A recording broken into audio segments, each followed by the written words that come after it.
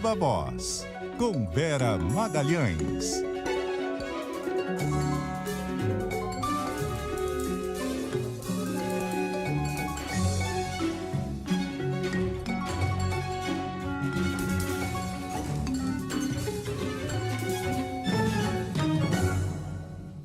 Vera. Boa tarde, Sardenberg. Boa tarde, Leandro. Todo mundo que nos ouve e nos assiste. Boa tarde, Vera. Ô, Vera, cadê o Apolo? Você mandou a foto aqui? Aqui, ó. Ele não desgruda de mim quando a gente vai entrar no Viva Voz. Fala oi, Apolo. Fala Espero oi, que ele se mantenha calado. Fala Aldo. Fala oi. Exato. Vera, bom, hoje o STF, Supremo Tribunal Federal, começa a julgar a validade, né, a extensão da validade da lei de improbidade administrativa. A lei foi votada no Congresso Nacional e ela, enfim, alivia um pouco, né, aliás, alivia bastante, né, para o pessoal que pode vir a ser acusado, condenado, processado por improbidade administrativa. A diferença importante colocada pela lei é que precisa haver dolo, isto é, o Ministério Público, a polícia precisa provar que o funcionário que cometeu a improbidade administrativa o fez deliberadamente, e isso é muito difícil de provar, né? Exato. Bom, e agora é o seguinte, a decisão do Supremo de hoje é para saber se a lei vale para trás ou não vale para trás, é isso? Essa é a principal decisão, Sardenberg. Eles vão analisar o mérito também da mudança feita pelo Congresso, esse que altera essa questão crucial de estabelecer que só quem cometeu crime deliberadamente, sabendo que estava cometendo crime, que pode ser condenado por improbidade. Mas isso tende a ser confirmado pelo Supremo Tribunal Federal, justamente porque eles não iriam contrariar aquilo que é o cerne da alteração feita pelo Legislativo, uma vez que cabe ao Legislativo fazer esse tipo de discussão e deliberar, né, e legislar efetivamente. Então, a questão mais controversa, essa que deverá ser objeto da análise mais detida dos ministros, é quanto à extensão, quanto ao momento em que se aplica a nova regra. Existe uma máxima no direito, né, segundo a qual uma lei não pode retroagir para prejudicar qualquer pessoa. Então, digamos que a lei de improbidade hoje em dia fosse mais branda, antigamente fosse mais branda, e o Congresso aprovasse uma mudança para agravá-la, para torná-la mais rigorosa. Não poderia haver retrocesso para prejudicar os políticos, mas o contrário não está dito na doutrina. Então, muitos políticos que foram condenados pela lei anterior estão pedindo para ter as suas condenações revistas ou que estão ainda em fase de processo, com processos em andamento, não julgados em etapa final, estão pedindo para ter o seu julgamento revisto à luz da nova lei. E aí o Supremo parece estar bastante dividido quanto à possibilidade de essa lei mais branda também beneficiar quem já tem processos julgados em alguma instância ou em andamento. E aí, o placar deverá ser apertado, como tem sido apertados os últimos placares em questões penais, assim, controversas, questões ligadas ao caráter punitivista de algumas normas, né? Existe uma ala garantista dentro do Supremo, que perdeu dois dos seus mais proeminentes integrantes, que eram os ministros Celso de Mello e Marco Aurélio Mello, mas que continua forte. E os dois novos designados pelo presidente Jair Bolsonaro, Cássio Nunes Marques e o André Mendonça, tendem a se aliar a esse grupo mais garantista. O que significa ser garantista nesse caso? Porque para o ouvinte pode soar estranho que o garantismo seja sempre associado a uma pena mais leve, a uma análise mais branda em relação às punições. Mas é que é garantismo no sentido de você tem que garantir o máximo direito de defesa, você tem que garantir a quem é acusado a máxima possibilidade de que todo mundo é inocente até que se prove o contrário. Então, nesse grupo devem se alinhar os ministros Gilmar Mendes, Dias Toffoli e Ricardo Lewandowski, que já fazem parte tradicionalmente dessa ala, e os dois indicados pelo presidente Bolsonaro, perfazendo, portanto, 5 a favor da tese de que a nova lei de improbidade, essa mais branda, pode sim beneficiar os políticos que já têm casos em andamento. Do outro lado, do lado mais punitivista, mais duro na aplicação de punições, sempre estiveram os ministros Edson Fachin, Luiz Roberto Barroso, Luiz Fux e Carmen Lúcia. Quem costuma ser meio pivotante, aí uma hora vota com um grupo, outra hora com outro, é a ministra Rosa Weber. Mas as pessoas com as quais eu conversei dentro do Supremo acreditam que ela votará com esse grupo, Sardenberg. Então, portanto, 5-5. E aí resta o ministro Alexandre de Moraes, o famoso Xandão, que vem a ser o relator da medida. E que tem sido muito duro com políticos, muito duro com punições.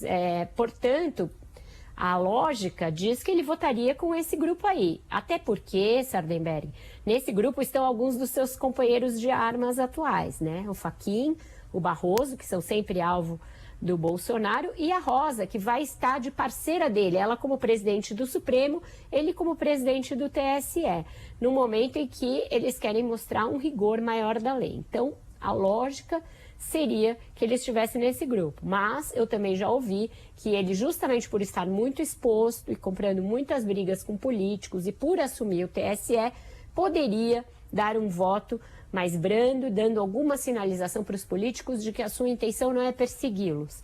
Então, o voto do Alexandre de Moraes é aquele no qual eu não arrisco um palpite. Eu acho que é o mais nebuloso aí, e é o voto que vai decidir, não só porque ele é o relator e ele pode puxar os votos com o seu voto guia, como por isso que a corte está muito dividida em relação a essa matéria. Agora, existe possibilidade de ser interrompido, o pessoal chegar e dizer o seguinte: olha, quer saber de uma coisa? Alguém dizer, olha, está muito perto da eleição, vamos deixar isso para depois. O que você acha? Sempre é uma possibilidade. O pedido de vista tem sido uma boia de salvação dos ministros quando a questão aquece demais, quando ela fica muito polêmica, e para deixar para momentos mais tranquilos e menos eivados de tensão, e o momento atual é de tensão máxima, né? A gente tem aí o presidente esticando a corda em relação à eleição, porém tem muito político que pretende disputar a eleição agora pendurado nesse julgamento, então a pressão para que se julgue logo é grande. Uma coisa é certeza e é unanimidade entre todo mundo que eu ouvi, não termina hoje. É um julgamento daqueles para vários dias, para votos longos. Mesmo que não haja pedido de vista, é algo para se estender pelo menos por mais a semana que vem. Se houver esse pedido de vista, aí a coisa vai ficar feia, porque, por exemplo, estão pendurados nessa questão aí da improbidade. O próprio Arthur Lira, presidente da Câmara, o Garotinho, que já teve aí uma negativa de ser candidato e está com recursos, o César Maia, que é o possível vice na chapa do Marcelo Freixo no Rio, e o Arruda, que combinou aí um acordo com o Ibanez, governador do Distrito Federal, para ser candidato a deputado. Então é muita gente que tem pretensão eleitoral e que está aguardando ansiosamente por esse julgamento. Eu acho que um pedido de vista é algo que vai botar os políticos em polvorosa e vai jogar muita pressão. Esses que você citou estão sendo processados ou já foram condenados e podem cair ainda no ficha suja. Porque a ficha limpa diz que você não pode ser candidato se você tiver pelo menos uma condenação em segunda instância por um tribunal colegiado. Esses daí já tem, mas ainda podem vir a ser beneficiados pela mudança de entendimento em relação ao que diz a lei de improbidade, Sardenberg. Quer dizer, então, na verdade, enfim, o que esses eu li alguém dizendo o seguinte, que se o Supremo disser que a lei não retroage nesses casos, que vai pegar meio Congresso.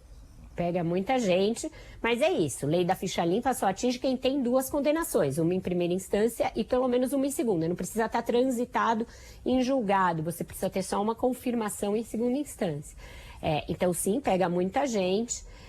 mas não impede que todo mundo seja candidato, todo mundo que já tenha algum processo ou alguma condenação pela lei de improbidade antiga, só quem tem condenação em segunda instância. Tá certo. Você foi muito generosa com os garantistas, viu?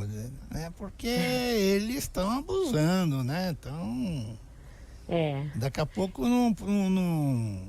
Como é que dizia o Antônio Cláudio Mariz? Se o crime já foi cometido, para que punir? É meio por aí, Sardenberg, mas é que a doutrina mais clássica do direito, né, e eu venho de uma família de juristas e estudei direito também, ela diz isso, ela é sempre pelo indúbio pro réu, pela coisa de que o ônus da prova cabe a quem acusa e pela possibilidade do trânsito final em julgado, que é a grande palavrinha que está na nossa Constituição e que causa toda essa confusão, causou a confusão na segunda instância, etc. E uma decisão do STF acaba afetando todos os outros julgamentos. Não só dos políticos, né? Mas o que está acontecendo, sim, são as regras clássicas do direito, mas o que está acontecendo é que, primeiro, o Congresso muda a legislação para favorecer determinadas situações, né? Então, como é que fala? Ad hoc, faz uma modificação exatamente com aquele objetivo, né? E o Supremo e os tribunais, eles têm assim, uma capacidade imensa de anular processos, né? Quer dizer, o processo era para estar em Brasília e está no Rio, então cancela tudo. Era para estar no Rio, está em Brasília, cancela tudo. Então, isso não é propriamente garantismo, isso o nome é chicana, né?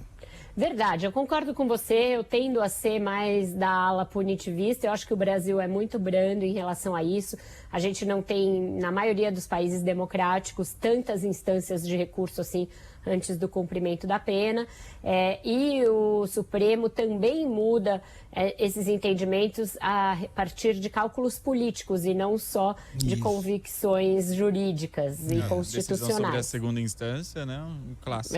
Ela foi e voltou a partir das conveniências, inclusive com mudanças de votos entre os próprios ministros. Então, eu tendo a concordar com você. E nesse caso da lei de improbidade, essa então não há nem que se falar em garantismo, porque se criou uma categoria, essa do dolo comprovado, em uma coisa tão subjetiva quanto a administração pública, que aí realmente o que se quer é não punir ninguém mesmo, não tem a menor dúvida quanto a isso. Vera Magalhães, obrigado, Vera, até amanhã. Até amanhã, Vera. Até amanhã, um abraço e um ótimo jornal para vocês. Diga um tchau aí pro Agora ele foi para lá, foi lá embaixo da mesa, lá longe. Pra quem tá no rádio, é o cachorrinho da Vera, né? O Apolo, branquinho, peludinho, fofinho. Então tá certo. Já descrevi para quem tá no YouTube rádio. dando uma pinta. Tchau, gente. Tchau, Vera, até mais.